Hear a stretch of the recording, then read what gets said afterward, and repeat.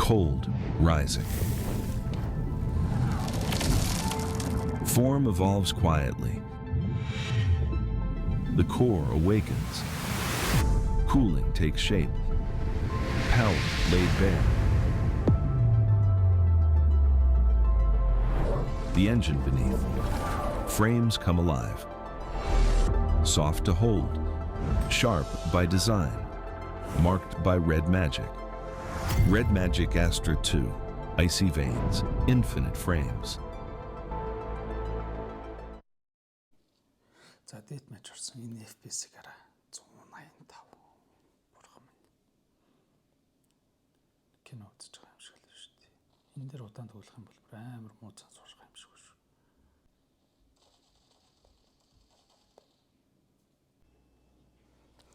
Өнөөдөр 26 оны 8 дугаар сарын 16-ны өдөр яг одоо 14 цаг 20 минут болж байна. За тэгэхээр бидний өмнө Red Magic брэндийн Astra 2 гэгдэх гейминг таблет харагдаж байна. Ерөнхий мэдээллийг хүргэхэд Red Magic брэндээс анх 2025 онд Astra гэх эхний үеийн таблетыг зах зээл дээр нийлүүлээд түүнээс хойш хэрэглэгч нар дундаа маш өндөр үнэлгээтэй байгаа. Тийм ч учраас дөрмийн давуу дараагийн загвар нь гарсан Astra 2 нь энэ оны 2026 оны 8 дугаар сарын 26-нд яг олон улсын зах зээл дээр борлуулагдаж эхэлнэ. Харин дотооддоо 7 сарын ихээр нийлүүлсэн. Тийм учраас бид бүр олон улсын нээлтээс өмнө тус таблеттай танилцах гэж байна. За RAM-ны хувьд болохоор 12-тай багт хамж нь 256 ГБ. За тэгээд энэ доогуурх мэдээлэл DTSX Qualcomm гэх мэт Snapdragon гэдэг эдгээрийг бол би дараа нь залсныхаа дараа бүр илүү дэлгэрэнгүй ярья гэж бодож байгаа. Таблетаас гадна нэмэлтээр гэрээг нь захиалж авч ирсэн. Бас шилэн алт. Миний зүгээс аль болох яг бидний хэрэглэн дээр ямар онцлог даваад талууд нь гарахын гэдэг өнцгөөс нь тайлбарлая гэж бодож байна. Хэрв та Red Magic утас барьдаг ч юм уу альсгүй яг иймэрхүү гейминг хэрэгслүүдийг олон жил хэрэглээд дурслагатай мэдлэгтэй хүн бол энэ хөвчлөгийг алгасхыг хүсэж байна. За тэгээ задлах ажилдаа орцгоё. Яг задлах гэсэн чинь бас л хайрын санагдаж байна.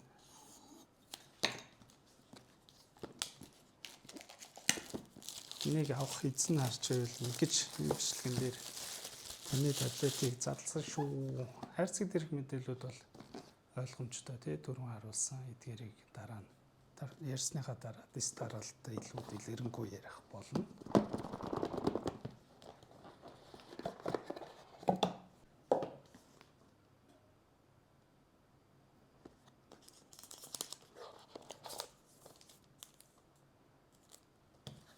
За эхлээд тагалдах хэрэгслүүд нь юу ирдгийг нь харъя.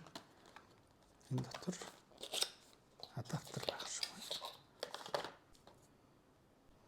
Яг өөрт нь ирдэг адаптер бол шахалт маш өндөр, сайн шахдаг, чанартай шахдаг.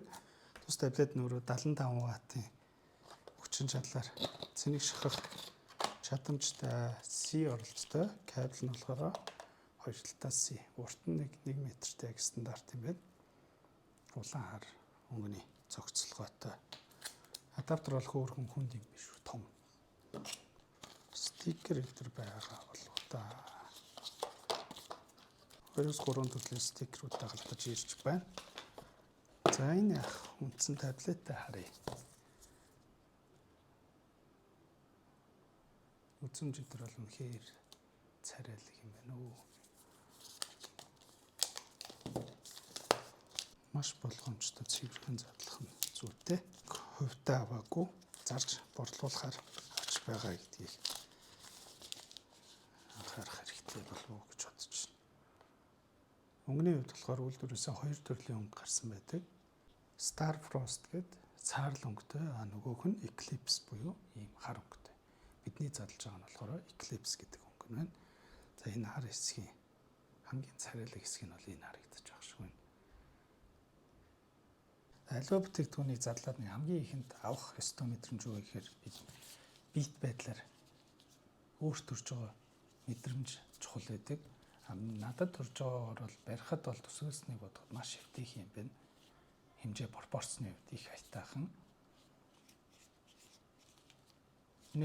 Энэс жижигхэн байх вэ гэж их санаа зовж байсан. За хойд хэсэг бол нэг иймэрхүү. Үзмж бол ярилтгүй үнэхээр царайлаг юм байна. Хэмжээний хувьд 906 инчийн дэлгэцтэй Gorilla Glassтэй, гадна талаас нь ер нь шинжээ Gorilla Glassтэй, ар хэсэг нь болохоор металл фрейм гэдэг одоо бүхэл сүлийн утаснууд дээр хийж байгаа юм. Металл гадаргуутай. Хойд хэсэг дээр cooling system хэсэг нь харагдаж байна. Хамгийн царайлаг хэсэг нь бол энэ байх ёстой, ялцчгүй мөн болов уу гэж бодож байна. Энэ хэсэг дээр камер нь флашлайттай. За өөр бит даралтуудыг нь харъя.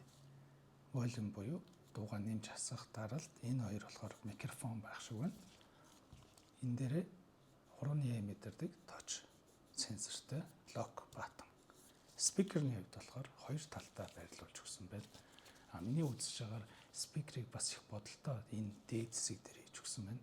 Яагаад гэвэл бид нар ингэж барих учраас спикерээ ямар нэгэн байдлаар таглахгүй байх нэ. Дараагаар нь порт.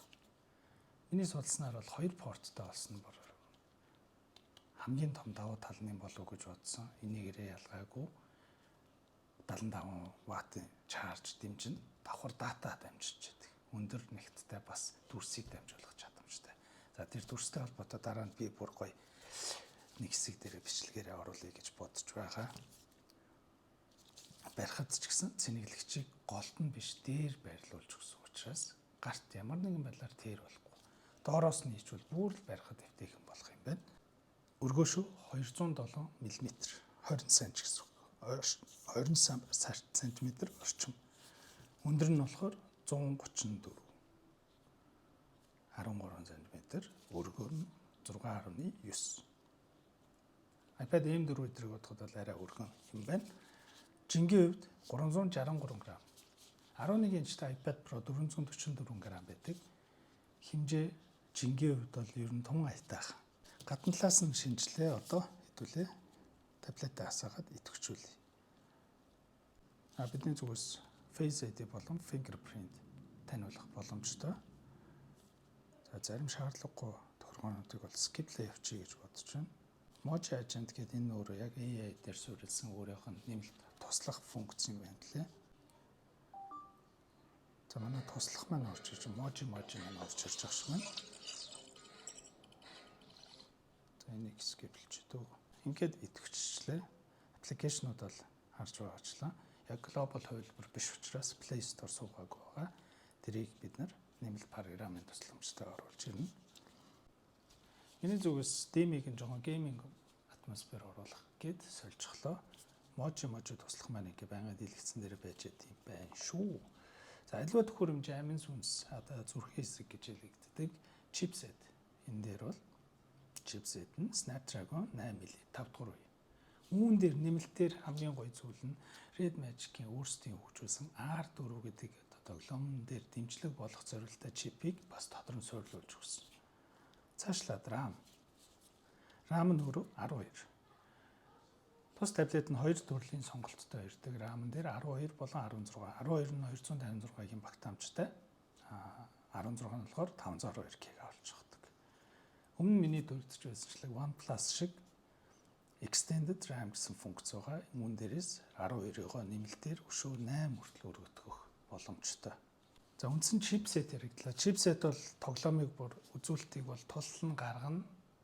Тэр CPU-ээс гарч байгаа өндөр зураглал, нягт, фрейм рейтийг дамжуулж чадах чадамжтай өндөр үзүүлэлтэд дэлгэц байх нь гарцаагүй.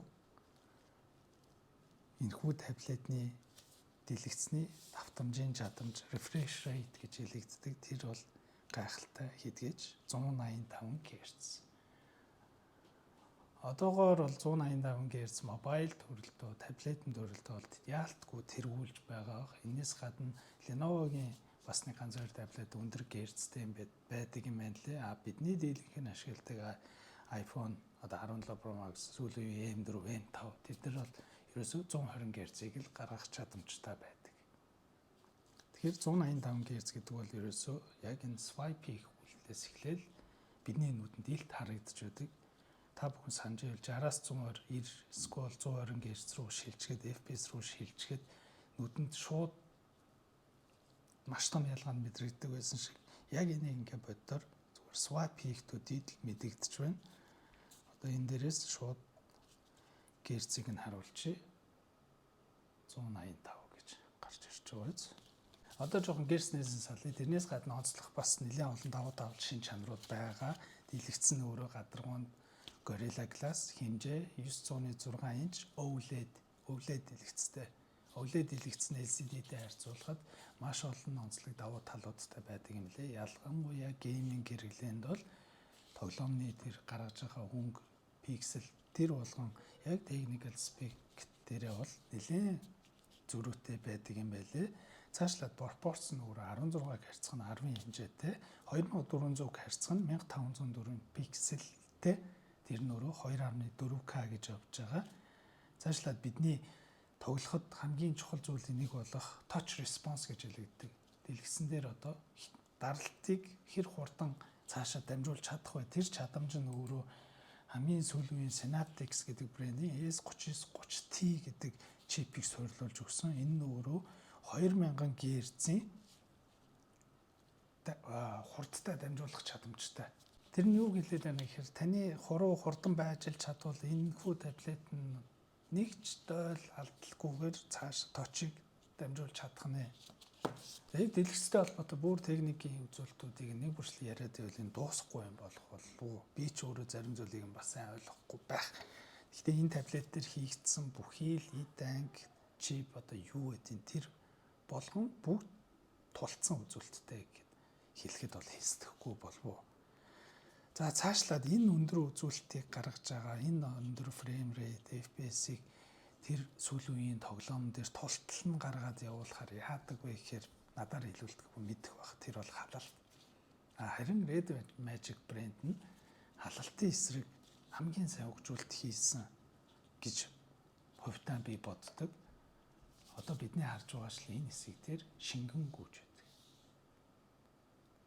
Яг Astra 2 загвар дээр болохоор Aqua Core Cooling System 2.0-ыг нэвтрүүлж өгсөн. Бидний нүдэнд харагдахгүй яг энэ хойд хэсэг дээр 12 давхрах бүхий хөргөх зориулалттай хавтанг суйрлуулж өгсөн.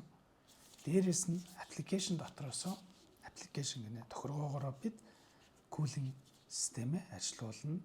Тэрнийхээ тохиргоонуудыг хийж болно. Одоо энэ дээр харагдаж байгаа liquid cooling гэдэг функцийг асаангууд энэ хэсэг маань жоохон гэрэлтээд урсаж эхэлж байгаа. Тэгэхээр халахгүй тоглох ямар гоё вэ гэдэг тий халснаар ер нь ямар шинж тэмдгүүд илэрдэг гэдгийг ч гэсэн та бүхэн бүгд мэдэж байгаа болов уу? Саний миний яриад байгаа өөр дээрээсээ тохируулах функц нь энэ дээр харагдаж байна. Liquid cooling, circulation. За цаашлаад цэнгэлж явах үед хурдан илүү сайн хөрөх үү, турбо мод гэсэн гормод бүгд байгаа. Эдгээр нэмэлт функцүүдийг бол би дараа нь илүү ярих гэж бодож байгаа. Тиймээс энийг гээд орхий. Ерөнхий таблетны бусад функцүүдтэй танилцъя. Камер. Камерны хувьд арт тал нь 13 мегапиксел. 4K 30 FPS-тэй бичлэг хийх чадамжтай. Уртал нь болохоор 9 мегапиксел. За камер бол ер нь бол яг энэ таблетэнд бол нэг камер ач холбогдолгүй. Дууралтын хувьд DTS-X баталгаажсан. Хоёр талын спикертэй.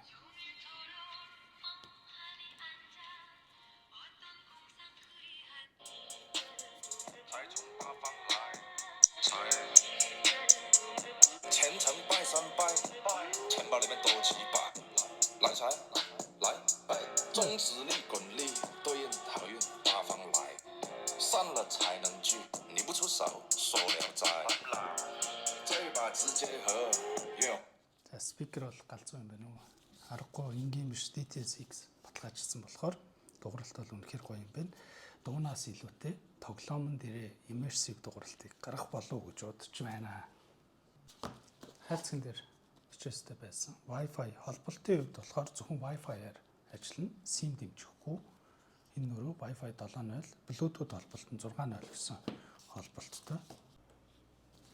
Шил наалт болон кейсийг нь нийцгэлээ. Кейсний хувьд бол маш их таалагдлаа. Хоёр талаараа онгорхоо залгуурнууд болон спикерээ ямар нэгэн байдлаар таглахгүй барихад бас ирэмгэн их хэвтэйхэн хэд зузаан биш. Хойд хэсгээрээ амьсгалах зорилттойгоор сэтгэн оруулахтай хийж өгсөн байна. Энэ хэсэг бүр тэр чигтээ ил гарч байгаа. Хамгийн гоё хэсгээ мэдээж талдаж болохгүй бах. Гол дээр болохоор соронц магнит суйрлуул цагирган соронц суйрлуулж өгсөн. Хүсэх юм бол бид нар нэмэлтээр үн дээр кулер залгаж байх нэ. Дээрээс татаад буулгаад ирдэг функцээр юу шинэлэг юм юу вэ? Тэрийг нь харъя. Хөргөөрөө унтрааж асан light strip charge separation. Charge separation болохоор separate гэдэг нь салгаж өгнө. Шууд тоогоор ажилдаг. Хүснээр тааруулж болно. За аппликейшнуудын хувьд бол ер нь яг нөгөө domestic хувилбар буюу дотоодын хувилбар учраас дандаа хятад суурьтай. GoPair нь болохоор төхөөрөмжүүд нэмэлт Red Magic-ийн төхөөрөмжүүдийг холбох зорилттой аппликейшн. Ийм нэмэлт гаруудыг залгаад баг консол руу маягийн болчих байгаа. Энийг бол би хэрэглэж үзээгүй учраас бас худлаа мэдээлэл өгөөд яах вэ? Миний зүгээс бол Play Store-ыг нь суулгацсан. Тэгээд шаардлагатай дараагийн бичлэг дээр тоглож үзвэл татаж суулгаж байна. Play Store суучраас ямар нэгэн байдлаар бүсчлэлийн болон тоглоомын хязгаарлалт бол орохгүй. За үндсэн цэсэн дотор ер нь онцгой шинэлэг юм юу вэ? Сонирхолтой нийцсэн төрөл түүнийг сонгоод тавьчих болон давхар айкнууд нь бас өөрчлөгдөд явчихдаг. Өөр дээрээс шууд тохиргоонуудаа хийгээд турбо мод одоо ямар үед ажиллахын зэнгэлж яхад яахын тухайн таблет гэр ачаалж байгаасаа хамаараа тэрэндээ тааруулаа явчихна гэсэн. Одоо game space руу орж үзье. Энэ дээдлийг шилжүүлээд game space мань ороод ирчих. Энэ бол ерөөсөө яг тоглоомын иргэн тойронд орцсон юм шиг мэдрэмж өгнө. Үндсэн функц чинь өөрөө байхгүй болооч зөвхөн тоглоомын функц рүү шилжиж байгаа. За тэгээд татсан тоглоомууд нь өөрөө чагсаалтаар ороод ирж байгаа. Энд дээрээс launch чинь. За энэ шууд start game гэвэл тоглоом руу явна. Энэ хажууд дээр нь дарахаар контроллер ашиглах уу, keyboard mouse ашиглах уу гэдэг тэр сонголтууд нь гараад ирээд энэ дээрээс одоо холболтуудаа хийгээд super base гэдэг. Энэ нь болохоор ерөөсөө яг нэмэлт төхөөрөмжүүд рүү хувирах зорилттой маань гэж ойлгохгүй. Gravity X гэдэг энэ л их сонирхол татаад байгаа юм да. Энэ яадаг вэ гэхээр таблет маань өөрөө консол маягийн болох боломжтой нэмэлт одоо дэмждэг төхөөрөмжүүдийг нь нэмэлтээр залгаад Steam-ийн тоглоом ч юм уу тий Xbox одоо энэ Epic Games гэх мэт эдгээр консол дээр тоглодог тоглоомуудыг шууд тоглох боломжтой юм байна лээ шүү.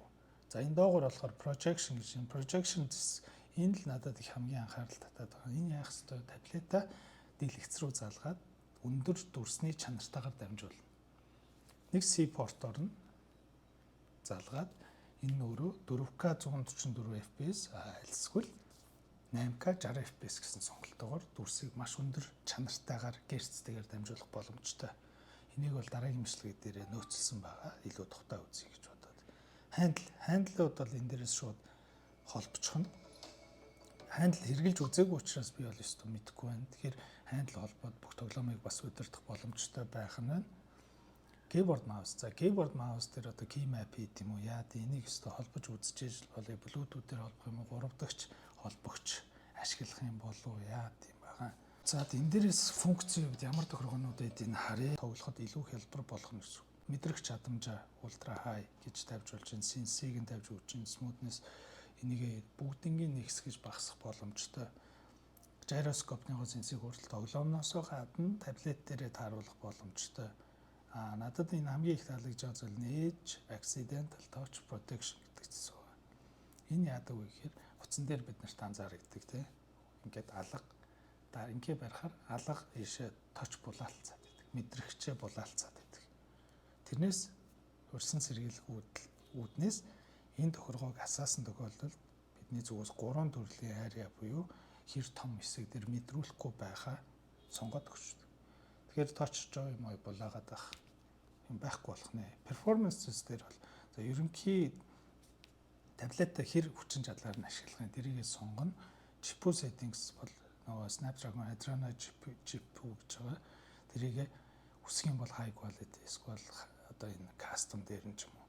Энийг бол би нэг оролдох шаардлагагүй болов уу гэж бодож байна. Таблет маань өөрөө тэртээ тэргүй өндөр үзүүлэлтийг хангалттай гаргах чадамжтай учраас шоу. За энэ бас их гоё. Юу вэ гэхээр тоглоом болгон дээр зориулсан өнгөний ялгарал цаанаас өгсөн бэлэн өгөгдлийг ашиглана. Жишээлбэл PUBG тоглодог шүү дээ. MOBA бол MOBA, машинтай холбоотой бол машинтай, автомат дээр бол автомат гэд таблет таны өмнөөс тоглоомны өнгө ялгарал дүрслэлтээр тусалж одоо даваа талыг үүсгэнэ.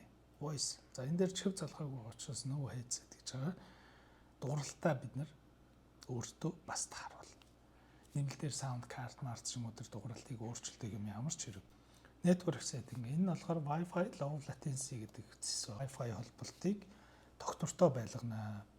За ерөнхийдөө нэг иймэрхүү одоо буцаад үндсэн таблет руу буцъя. Аппликейшнуудыг иймэрхүү тэгээд эдгээр тоглоомнуудыг бол одоо татаас хуулгаж байна. Тэгээ гоё өндөр FPS-тэй графиктай тоглоомнууд тоглоход хэр байх вэ? Энэ бичлэгээ дараагийн энэ бичлэгээ дуусгаад дараагийнх дээр нь тоглож үзээд давхар дэлгэц рүү холбоод нэмэлт 3 дахь холбогч салгаад бас нөгөө keyboard mouse-аар тоглож болох нь яах нь те тэрийг илүү сонирхож үзье гэж бодлоо. За тэгээ одоогоор бол тус таблет надад 10-аас 10 санагдаж байна. Дараагийн бичлэгээр бас шинэлэг гоё зүйлсүүд мэдэгдэх болов. Тэгээ үргэлж хамт байдаг та бүхэнд